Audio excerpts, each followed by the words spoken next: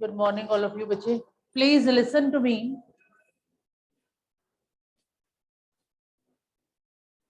आप आते हो इतनी मुशक्कत से पढ़ने आते हो, सब कुछ है, तो बेटे यहाँ आके ध्यान सिर्फ अपने पे, ये सेल्फिश मोटो है. ये पढ़ाई जो है ना, ये बहुत मतलबी होके पढ़नी पड़ती है, मुझे आ जाए बस. और आप मुझे लगता है यहाँ सिर्फ टाइम पास करने आते हो. कोई मतलब नहीं है कि सेकंड पीरियड शुरू हो चुका है, मैडम को अपनी आईडी खोलने में टाइम लग गया है, हम कुछ कर लें, कोई बुक खोल लें. हाँ ना, कोई जरूरत नहीं है. बैग बंद पड़े हैं, पड़े रहें, जबकि I am having both books with me, ताकि आपको जो आपको करवाना है, जो आपको रिवीजन में प्रॉब्लम है, मैं वो करवा सकूं. लेकिन नहीं, हमें तो मतलब ही नहीं है ना, हमें कोई संबंध नहीं है कि हमें. तो मुझे कहा गया है कि मुहावरे करवा दिए जाएं. सिलेबस में देखिए मुहावरे हैं या लोकोक्तियां हैं. इस बार के सिलेबस में क्या है, एक बार मैं सिलेबस देखना चाहूंगी. —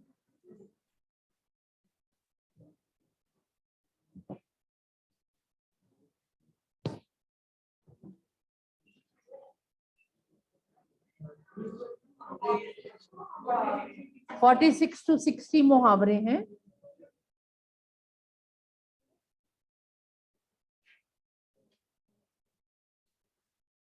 ओके, 46 to 60 मुहावरे हैं. तो मैं देख रही हूँ वही जो आपने कहा कि 46 से लेके 60 तक मुहावरे जो कहा गया, पहले वो करवाऊंगी, फिर उसके बाद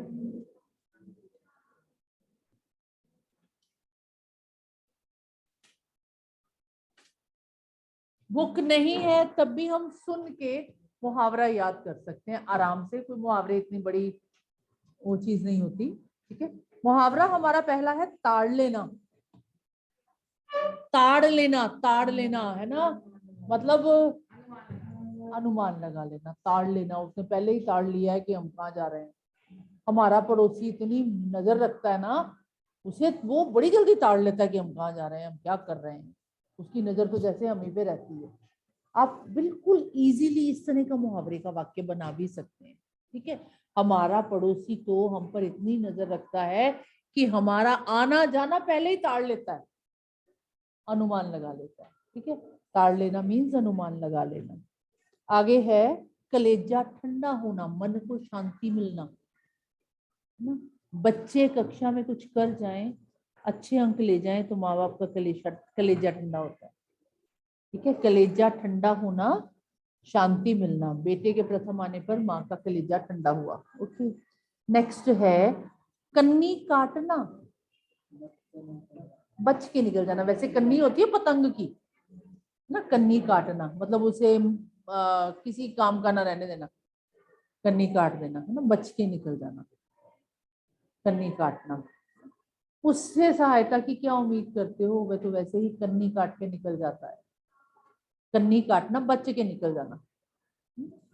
या अरे मित्र, मैंने आपसे क्या मांग लिया, आप क्यों कन्नी काट के निकल रहे हो मेरे से. नेक्स्ट है कलंक लगना, बदनामी होना. कोई व्यक्ति कलंक लगना बर्दाश्त नहीं करता, किसी को कलंक लगवाना अच्छा नहीं लगता, कलंक लगना. ओके, नेक्स्ट है बच्चे दिल पसीजना, असहाय को देख के, किसी को मुसीबत में देख के मेरा दिल पसीज जाता है. हाँ जी बोलो. हाँ, 46 to 60, 46 to 60 है. सिलेबस कहाँ गया, और मैंने भी यहाँ टिक किया हुआ है 46 से 60 है.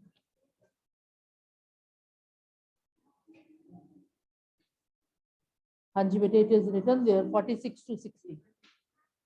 आंख का तारा होना, हर बच्चा अपने माँ बाप की आंख का तारा होता है. बहुत प्यारा आंख का तारा होना, बहुत प्यारा होना, क्योंकि आपका डेलिकेट अंग ही आंख है, पता है. और आंख में जो नजर आ रहा होता है ना, तो कहीं से मुसीबत आ रही है, हम सबसे पहले आंखें बंद करते हैं, कुछ और नहीं करते. सबसे पहले आंखें बंद करते हैं. उधर से हवा आ रही है, दूर है, अभी आंखें पहले बंद करते हैं कि हमारी आंखों में डेलिकेट पोर्शन है ना, आंखों का तारा बहुत प्यारा. नेक्स्ट है जहर उगलना. बुरी बातें कहना, बुरी बातें कहना, है ना, जहर उगलना। अरे उस पे क्या भरोसा करते हो, वो तो जब उगलेगा जहर ही उगलेगा, उसकी क्या। बिल्कुल सही। तो इस वाक्य में कोई बंदिश नहीं है, आप कैसा भी वाक्य बना सकते हैं। पलके भारी होना, पलके भारी होती है, घर बैठे बच्चों की पलके भारी हैं, हाँ।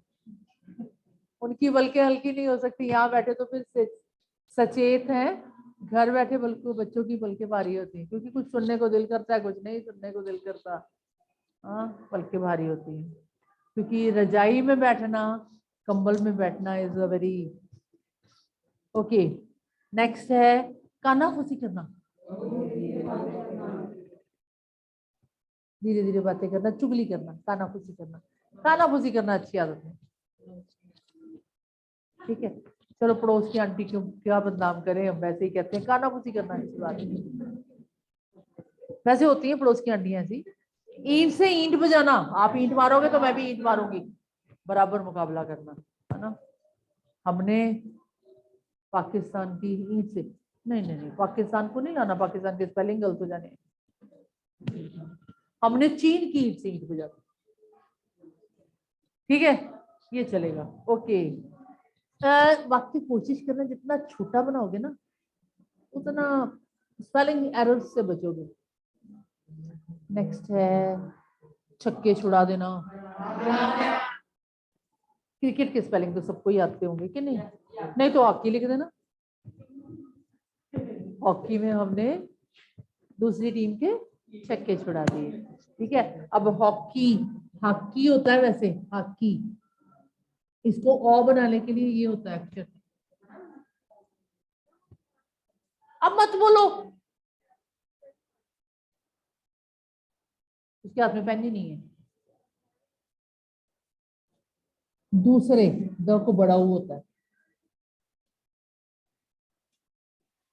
ठीक है। नेक्स्ट है टका सा जवाब देना। आपने मुझे टका सा जवाब दिया, वो बुला रहा है। इंस्टेड ऑफ फीलिंग सॉरी ना, टका सा जवाब सुनना अध्यापक को अच्छा नहीं लगता, ठीक है। टका सा जवाब देना, साफ मना कर देना कि मेरा तो कोई कसूर नहीं मैडम, आपको नजर नहीं आता, डबल एनक लगा के भी। हवा से बातें करना, आजकल के बच्चे स्कूटर चलाते हैं या हवा से बातें करते हैं। बाद में हड्डी पसली टूट जाए तो दोबारा स्कूटर को हाथ भी नहीं लगाते। पाँव उखड़ना, दुश्मन की टीम के पाँव उखड़ गए, है ना, या दूसरे स्कूल की टीम के हॉकी में पाँव उखड़ गए। पाँव उखड़ना मतलब जमकर ना खड़ा हो सकना, ठीक है। मन मोहना, 7वीं ए ने ऑनलाइन तो मेरा मन मोह लिया था, लेकिन ऑफलाइन आके गड़बड़ कर ही देते हैं।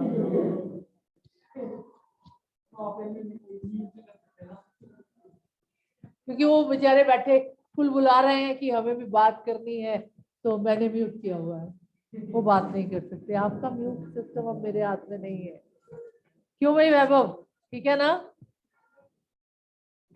हाँ, कल से स्कूल आओ सारे, ओके, खूब धूम मचाएंगे आके।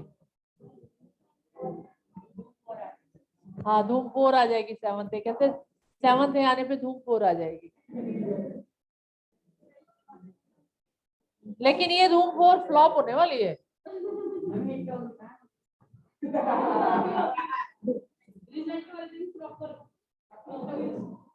कौन सी क्या धूम मचाओगे रिजल्ट वाले दिन। नहीं नहीं, अगर रिजल्ट वाले दिन धूम मचानी है तो यू हैव टू टारगेटेड कि हमारी क्लास के नंबर इतने ज्यादा आए कि एक बार धूम मची जाए। सारी क्लास बस कैसे आ सकती है।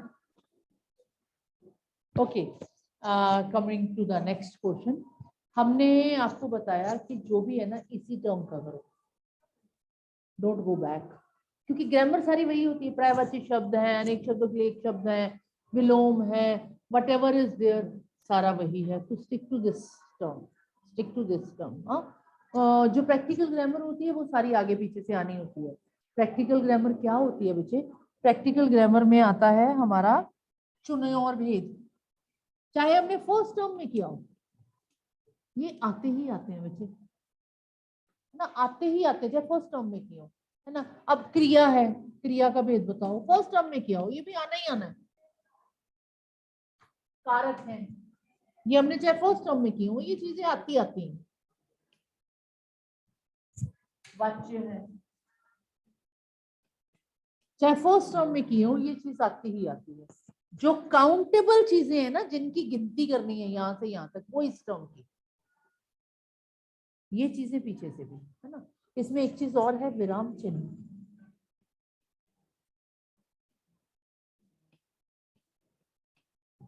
मैंने चिन्ह की स्पेलिंग ठीक लिखी है, मुझे गलत लग रहा है। पक्का? हाँ, ये कह रहा है आधा न आएगा।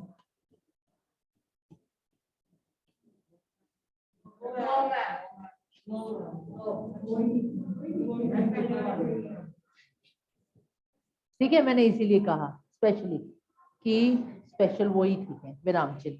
अब विराम चिन्ह क्या होते हैं बच्चे? विराम चिन्ह होते हैं हमें कुछ भी रीडिंग करते हुए कहाँ रुकना है, कितना रुकना है, कैसे रुकना है। These are full stops. कहाँ रुकना है, कितनी देर के लिए रुकना है।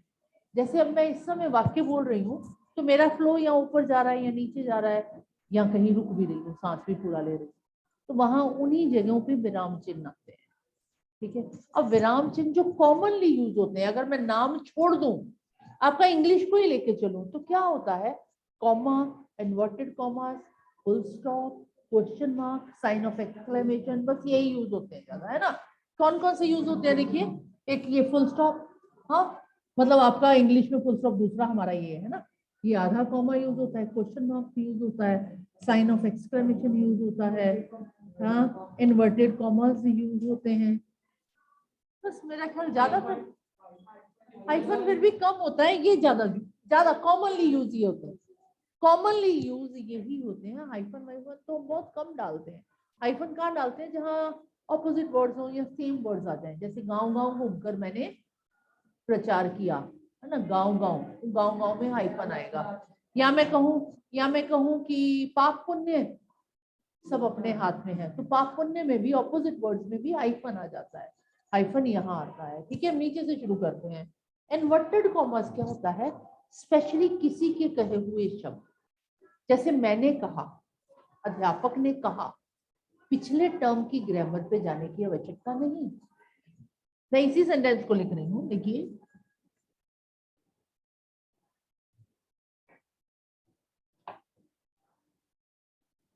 अध्यापक ने कहा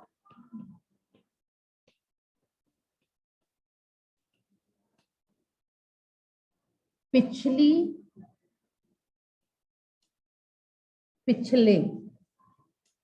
सत्र की गिनती वाली या संख्या वाली व्याकरण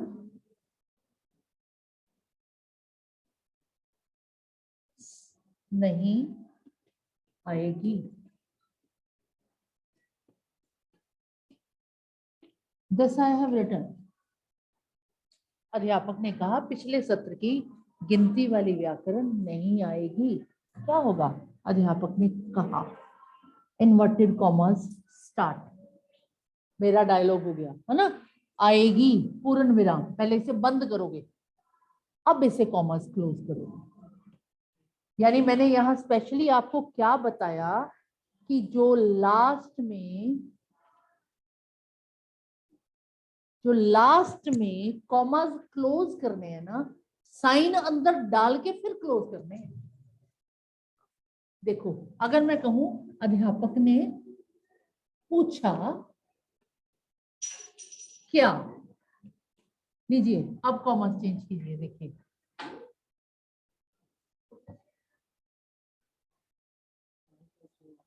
अब क्या होगा? अध्यापक ने पूछा, कॉमा, इन्वर्टेड कॉमा स्टार्ट, क्या पिछले सत्र की गिनती वाली व्याकरण नहीं आएगी? Question mark, then commas close. Question mark डालने के बाद कॉमा क्लोज होगा।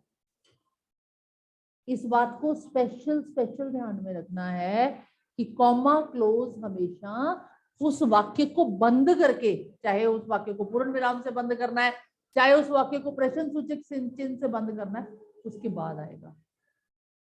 ठीक है, अब इसी सेंटेंस को मैं उल्टा करने वाली हूं। देखिए,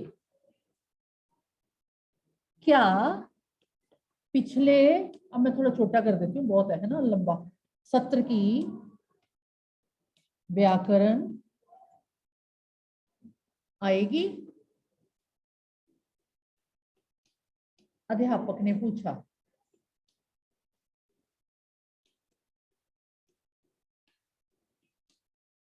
अब क्या करेंगे? ये वाला डायलॉग जो है ना, ये अध्यापक का है ना। अब अध्यापक ने पूछा, यहाँ पे तो लास्ट में तो पूर्ण विराम आता है। ओके, अब इसका क्या पिछले सत्र की व्याकरण आएगी? कॉमे के अंदर क्वेश्चन मार्क। ठीक है, क्लियर हो गया ना? अब इसमें वो कॉमा नहीं होगा पूछा के बाद, जैसे ऊपर वाले में था वहां पूर्ण विराम। बात समझा पाई मैं? क्लियर हो गई? वैसे तो आपकी क्लास वैसे ही बहुत इंटेलिजेंट है, बड़ी जल्दी समझ में आती है। वैभव घर में बातें कर रहा है अभी किसी से। हाँ, वैभव ने अपना कैमरा बंद कर दिया कि मैं आपको पता ही ना चले कि मैं बातें कर रहा हूँ, क्योंकि म्यूट तो मैंने किया हुआ है।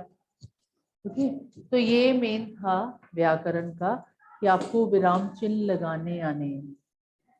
विराम चिन्ह हम पीछे से उठाएंगे, चाहे इस टर्म में नहीं है, हम पीछे से विराम चिन्ह उठाएंगे।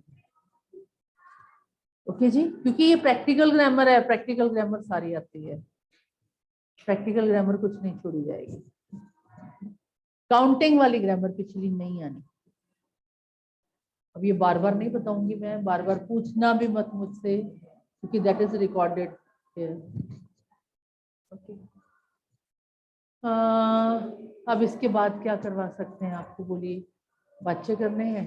How much time is left to bell? 5-6। तो ऐसा करते हैं, विराम चिन्ह के कुछ सेंटेंसेस लिख लेते हैं, 2-3 सेंटेंसेस। चलिए मैं ही मेहनत करती हूँ, आप क्या करेंगे? हाँ, एक चीज और बता दूं बच्चे, इन सेंटेंसेस से पहले I want to tell you बच्चे, आपका जो असेसमेंट्स है उसकी पीक डेज है ये। अगर अभी तक किसी ने होमवर्क नहीं भेजा तो still we are having 1 day, कल तक भेज सकते हो हॉलीडेज होमवर्क, अभी तक इतनी वार्निंग्स देने के बाद भी। हाँ, आपकी असेसमेंट अगर किसी की रह गई है अभी, चुने और भेद बताई थी ना, वही वाली जो भेजनी थी, वो भी आप अभी भी भेज सकते हो, ताकि आपके नंबर लग जाए, क्योंकि लास्ट डेट है बस ये।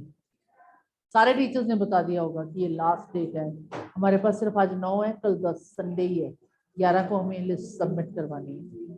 ठीक है, और ये 2 चीजें हो गई। फिर तीसरा, आपकी कॉपी भेजनी शुरू करो। कॉपी अभी तक नहीं आई आप लोगों की चेकिंग के लिए, वेरी फ्यू जो कल भेजी, अभी मैंने खोली नहीं, उससे पहले बहुत कम 7-8 बच्चों की कॉपी आई है जो मैंने चेक करके वापस भेजी। हाँ, लिटरेचर आपकी तो मैंने वापस भी भेज दी है चेक करके, जिन्होंने भेजी है। ठीक है बच्चे, तो इन तीनों जगह की आपको मालूम है, जो 20 मार्क्स असेसमेंट होती है वो आपके अपने हाथ में है, हमारे हाथ में नहीं है। आपने हॉलीडेज होमवर्क भेजा, आपके अपने हाथ में। आपकी PT3 के मार्क्स आपके अपने हाथ में है, आप ले चुके हैं। ठीक है, असेसमेंट के नंबर आपके अपने हाथ में है। चौथा, कॉपी के नंबर आपके अपने हाथ में है। कॉपी भेजोगे तो नंबर लगेंगे। ये 20 नंबर आपके अपने हाथ में, 5 जमा 5 जमा 5 जमा 5, और 80 मार्क्स का तो जो पेपर दोगे वो आपके हाथ में है ही है, टीचर के हाथ में कुछ नहीं है। आपके एफर्ट्स आपके अपने हाथ में है।